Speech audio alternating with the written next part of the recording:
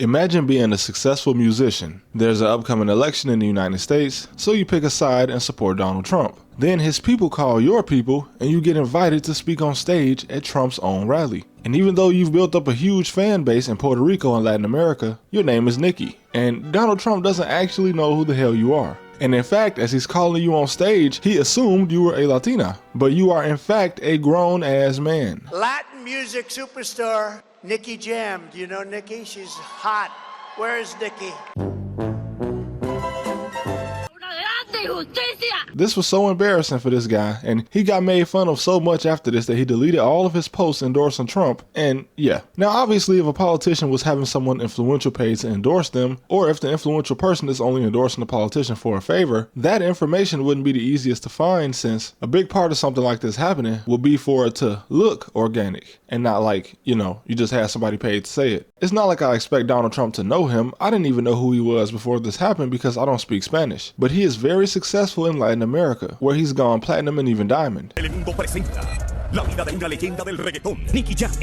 But Donald Trump not even knowing the gender of someone he brought on stage means that all of this was done behind the scenes, and Trump was just given a card the day at the rally that said Latin artist Nikki Jam will be joining you on stage, and he jumped to the conclusion that it was a Hispanic woman. And why would I think this artist was paid or somehow given an incentive to support Donald Trump? Well, other than the clear fact that this was not an organic introduction, I mean it was organic because Donald Trump literally didn't know who this was. But this was in 2024. In 2018, he supported DACA, which is a policy that gives an opportunity to some people who enter the US illegally as children, including 2 years of being deferred from deportation, while also giving them access to a work permit. Donald Trump has been an outspoken critic of this. By the time Nikki supported this policy, Donald Trump had already tried to get rid of it during his first presidency. And yet, despite Trump being against one of the main things he supported, he mysteriously became a Trump supporter. He even did a Spotify collaboration and a YouTube video with DACA recipients. Had this speech gone right, I probably would have never even heard about it. This whole situation was forgotten. Nikki's IG post is gone, and the video of him supporting the DACA recipients got unlisted on YouTube. The only reason I was even able to watch it is because I found the link in a year-old NBC article. And then, man. In how many words can I describe my complete disappointment at Kamala Harris having Megan Thee Stallion and Lil Jon perform at the Democratic National Convention? He performed Turn Down for What in 2024. I just can't figure out how people see a presidential candidate with entertainers featured in their campaign and believe that these people are just friends that support each other instead of people at work getting paid to do a job. It doesn't take a genius to suspect that Kamala is being paid to be here because she's generating money, and the entertainers are being paid a portion of this campaign fund that was allocated for this exact thing. And the same with Snoop Dogg speaking against Donald Trump. Like, bro, ain't nobody trying to hear none of that. He dissed Donald Trump in a music video, on a song, and social media, all that, and fast forward to 2025, he's performing at Trump's inauguration. So ain't nobody gonna perform for Donald Trump, huh? Which one of you jigaboo ass niggas gonna be the first one to do it? I'm waiting. I'm gonna roast the fuck out one of you Uncle Tom ass niggas for doing it. Osby's the one that performs for himself.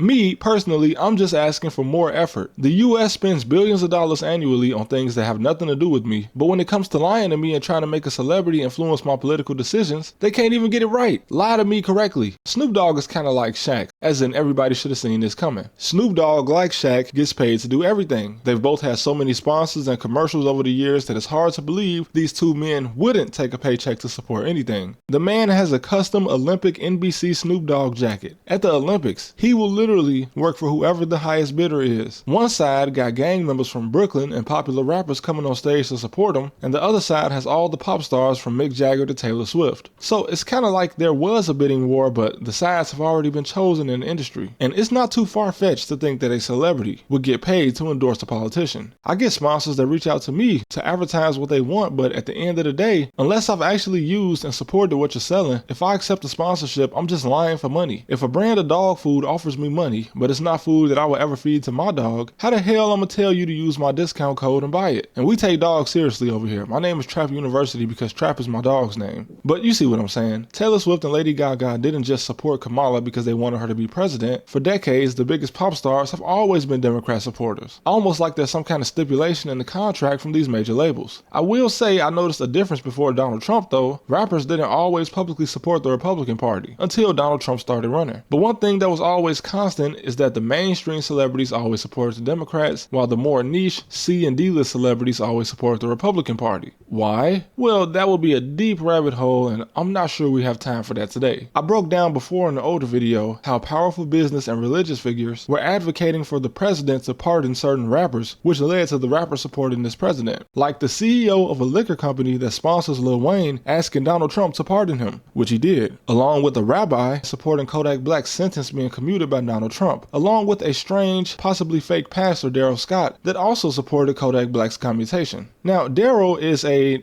don't know what he is, but he does have a connection with Donald Trump. And it looks like he was getting paid to help Trump's campaign get support from minorities in Chicago, because he's another example of a public figure that got paid for an endorsement. In 2016, 2017, this guy just appeared in Chicago, literally at the head of a group whose entire goal was getting Trump a more diverse voter base. And this random guy, who's from Ohio, appeared in Chicago and announced that he had a meeting between top gang leaders in the city to call a truce and stop the violence. And me, being a Chicago resident, was very confused along with everyone else in the city on what the hell this guy was talking about. There aren't any gang leaders in Chicago. There's no such structure in the city to even allow a gang leader. Everybody in the city knows there are no gangs for real in Chicago. It's just small cliques warring with each other. And nobody knew who he was. Birdman and Little G have never heard of Daryl Scott. Why don't you think you get invited to meetings like that? How's somebody like us gonna get invited to somewhere like that? You know what I'm saying? Who they gonna see it? How we gonna get an invitation? We asked a few Chicago activists. I never heard of them. First of all, I never heard of him before in my life. Neither had we until his meeting with President Donald Trump this morning. But he kept calling meetings where nothing happened. The man said, top gang thugs. He said this to the president of the United States. By some of the top gang thugs in Chicago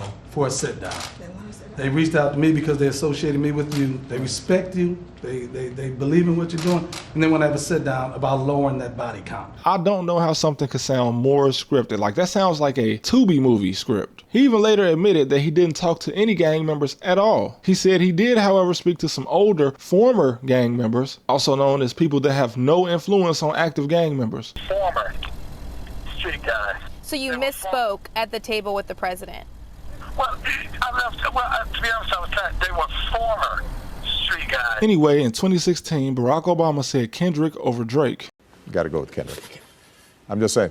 Why would he say this? I don't know. Probably the same reason that Kamala has Kendrick Lamar lyrics on the opening page of her memoir. This means that in the future, when people try to figure out who Kamala Harris was 100 years from now, historians will probably think that this is a direct quote from Kamala Harris. Waka Flocka once literally, not figuratively, wiped his ass with a Trump t-shirt on stage, only to publicly endorse and take a picture with him years later. It even came full circle at another one of his concerts when he told all Joe Biden voters to get out. And honestly, this could be an entire video on just public figures endorsing politicians and why you should not believe that. When you see your favorite singer or actor publicly endorse a candidate, you might be inclined to do the same thing. When an artist drops an entire music campaign centered around a presidential candidate, you should consider that there is money involved, and this is not just a matter of somebody expressing their opinion. This is a matter of somebody getting an email that says, hey, we'll pay you this amount of money to support this politician in their upcoming campaign, and then the artist or the actor's agent replies with the email sending the direct deposit information. Cardi B should have never been anywhere near a political national convention. Lil Pump should have never been anywhere near a sitting and former president of the United States of America. But it doesn't matter where you fit politically. Everyone knows a celebrity or an influencer or an entertainer, and everybody has one that they support. So as soon as you see that guy or girl supporting the politician, you might think there's a good reason behind it. And there is. Their bank account.